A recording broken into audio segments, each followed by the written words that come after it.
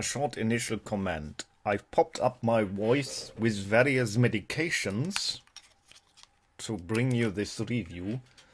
Many medications died to bring you this review. So my voice, I hope, holds. And this is the... I won't call it a review because it's not systematic enough. It is my view, opinion on Star Wars Episode VIII, The Last Jedi. The title of my review, I've written it down before, so maybe I find a place to bring the text, is "It is time for Star Wars to end." Where to begin? Where did it all go so wrong? Sometimes judging a movie is like tasting some complex food. You taste something is wrong, but you can't immediately point to what it is. I've been following the stories of Star Wars for almost 30 years, and I've been a vivid fan for about 20 years. I read tons of books, comics, played video games, and I own a good number of trinkets. I know details about planets and senators, trade guilds, and specific Sith Lords. I went deep into the rabbit hole of Star Wars fandom. George Lucas was a sort of storytelling genius, and it will be up to future generations to fully recognize this. He created the most iconic modern mythology. Everyone knows Darth Vader. Everyone has heard of the Force and the Jedi.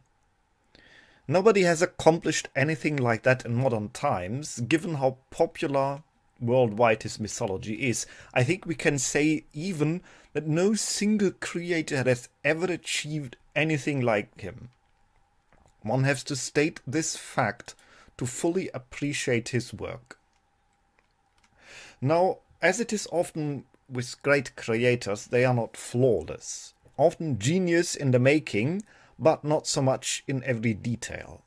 Still, it was something similar that happened in Star Trek after Gene Roddenberry was dead. The new people leading it went further and further away from the source, and the result was ever more hollow and soulless. Star Wars Episode VIII, The Last Jedi, is a shell. On the surface, it had all the brewing of the original Star Wars trilogy. The visuals are there, but as soon as you peek below the surface, the core is rotten. George Lucas had understood the idea of the archetype. The archetypal story is in the essence always the same. That is why it was rightfully said that after Homer had completed his two stories, Iliad and the Odyssey, all possible human stories had been written. That is why essentially all Star Wars books and games and comics so far had been the same story. They were rooted in the eternal archetypes embedded into us. You break those ideas only at the price of telling meaningless stories. The archetypal story is of the young hero, coming of age, overcoming the evil empire, guided by the wise sage and a handful of companions. There are variations, but in the core, that is the story of humanity. When Disney inherited Star Wars, they simply did not know what to do with it, other than take the surface, the appearance, and randomly toss it together with action stories, totally oblivious to the archetypal principles of understanding why people loved the Force, the Jedi or the Sith, the Empire or the Rebels. Though they just try to toss more of the appearance at us. But what for me as fan counts as worse is, with what obvious contempt they treated the characters, the lore, and the entire idea of Star Wars, especially in Episode VIII. Star Wars has always been a story about the Manichaean morality of good versus evil. This duality is not a pagan balance. It is not like yin and yang, or life and death in the pagan view. This duality is not about balance. The light is the balance. The dark is the disturbance of the balance. That is the first thing that Disney never truly understood, and it seems a change fitting to a postmodern era where evil and good are dissolved into an anything goes and everything is relative sort of nihilism. One of the worst things is that evil is no longer allowed to be cool. Snoke appears as a cool villain at first, but proves to be a pompous fool. No motivation, no depth, no background, nothing like villains like Palpatine, Vader, Dooku or Darth Maul, who, despite their evil, people admired and were awed by. In postmodern relativism, evil is apparently no longer allowed to be cool. It is either the childish tantrum-throwing Kylo Ren, or the pompous fool Snoke in his golden bathrobe.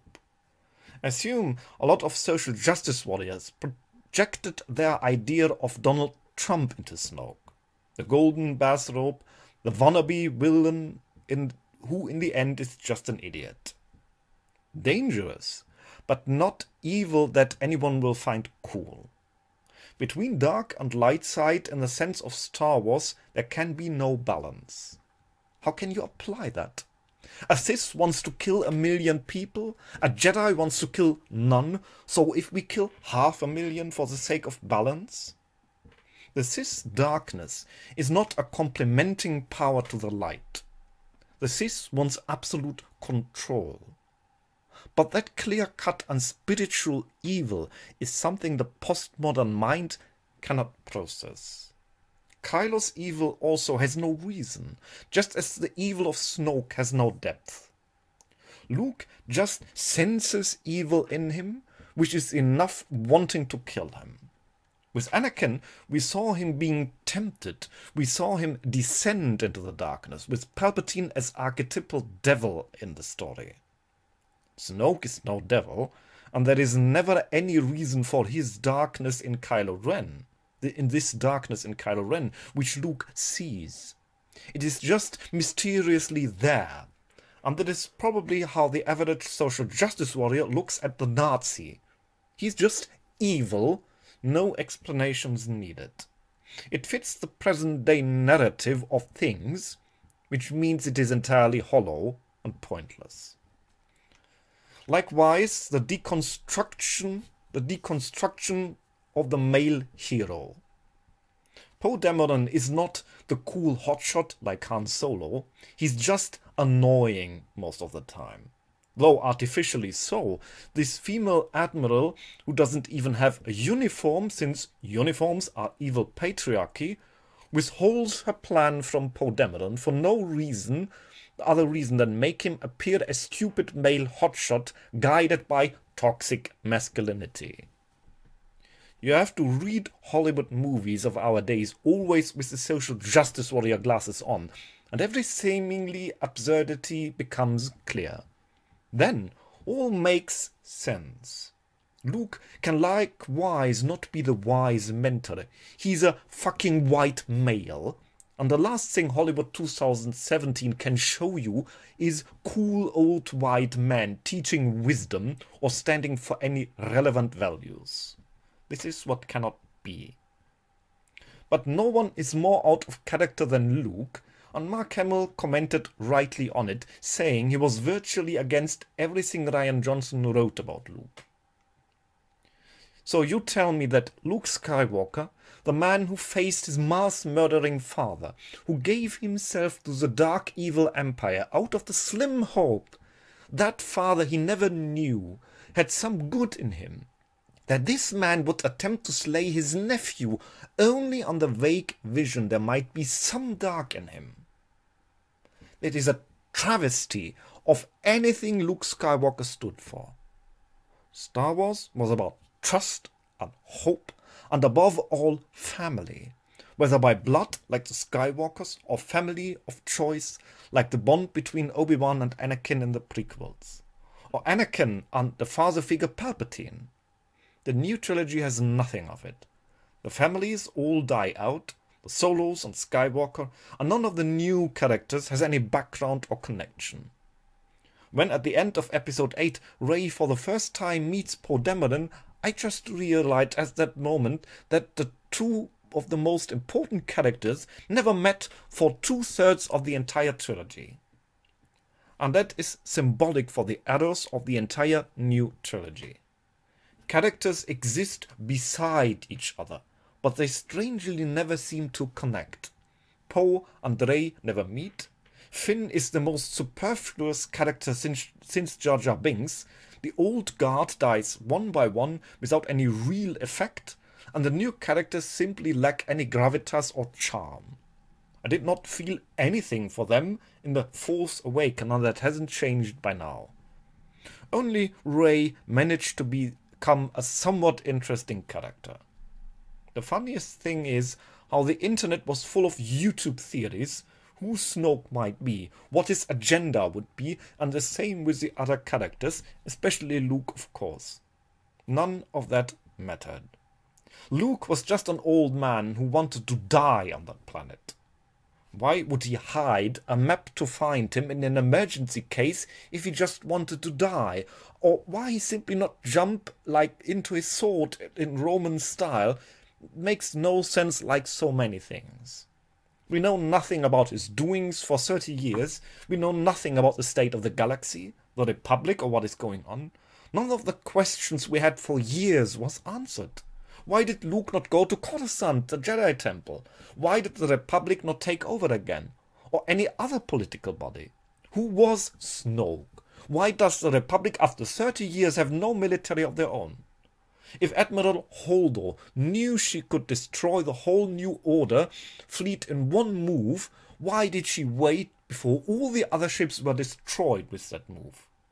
Why do dreadnoughts have no shields?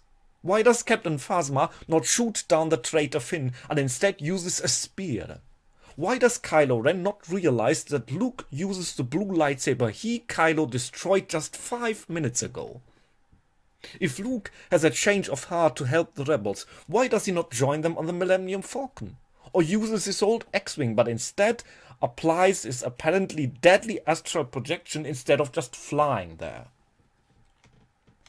You could make a long list with questions as these, which makes no sense at all. And given that Disney has many well-paid people among their ranks, you would assume that someone would have asked at least some of these questions when reviewing the film. You see, the social justice warrior agenda reeking through all the time, and it shows that having a particular political agenda, or at least politically tinted glasses, does not do well for movies. Again, all male characters are either evil, Kylo, Snoke, Hux, or variants of Dump, Poe, Finn, or fallen has-beens like Luke. The strong characters in charge of things are all female, Rey, Holdo, Leia, Rose. Male heroism is bad. That is one of the clear messages. And then they had to shoehorn Cantobite, the casino planet, into it. The entire arc was completely pointless, as is the character Finn, who really is the very epitome of the black token character. If Finn had not been in any of the movies, the films would not miss one bit. He represents no archetype at all. He is not the funny fool, not the rising new hero, not a really good traitor turning from bad to good. He's nothing. If he and Rose and the entire Cantobite arc were gone, nobody would have missed a thing. If you want to add black characters, add characters. Those like Lando Calrissian, who made a fascinating development from shady gambler, then traitor, then heroic character. Or Mace Windu, who was at the same time badass cool and grumpy annoying. If you add characters just to have a token black and a token Asian, you miss entirely what storytelling is about, and the result is superfluous zeros added. Cantobite is there just to show us evil, rich people. Apparently, all rich people are evil, and this entire setting is a caricature, like directly out of a Marx Brothers movie. And of course, slavery and animal abuse have to be shoehorned into the plot, because just rich making a party while the galaxy is at war is clearly not evil enough. Oh, and of course, they all have to be weapon stealers. Really? All of them? Yep, you can't have any honest rich person in the PC correct new Star Wars. Gone the days when a capitalist like Watto had at least some not-so-bad characteristics. Star Wars has worked because it used to be an archetypal fairy tale, playing with millennia-old stories of good and evil, dark and light, damnation and redemption, all under the cheesy but iconic coating that only George Lucas could create. Disney and Rian Johnson have no understanding for any of this. Star Wars Episode VIII is a hollow Star Wars surface whose core is empty. And nothing was more symbolic than the strangely ugly Yoda cameo, who said a lot of things which were all pure nonsense, and thus standing in great contrast to the 1981 Muppet in the Swamp, who felt so profound that his sentences moved entire generations to contemplate the human questions of good and evil. For me, it is the tragic end of my fandom, an end to an interest I put much into.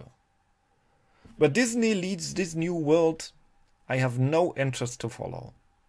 Nothing that Disney creates will have any such impact, because it is a travesty of anything Star Wars stood for, just like Snoke said, a child wearing the mask of Darth Vader.